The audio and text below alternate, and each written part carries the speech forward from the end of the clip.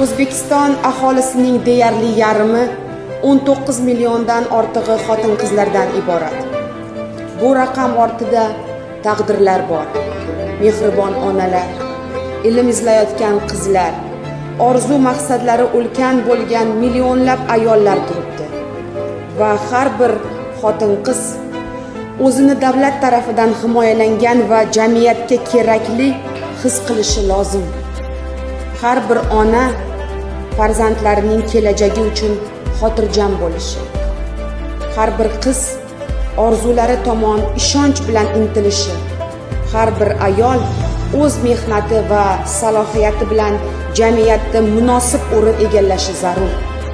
Har bir xotin-qiz prezidentimizning e'tibori va g'amxo'rligini, davlatning himoyasi, ko'magini o'zida, o'z hayotida his qilishi shart.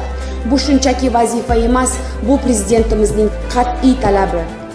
Hurmatli yig'ilish ishtirokchilari, bilimli, mustaqil fikrlaydigan, o'z huquqlarini yaxshi bilgan ayol nafaqat o'z hayotini, balki butun oilasining kelajagini, yurt kelajagini o'zgartira oladi. Ana shunday ayollar ko'paygan sari mamlakatimiz yanada kuchli, yanada qudratli bo'ladi. Bildirilgan ishonch uchun katta rahmat.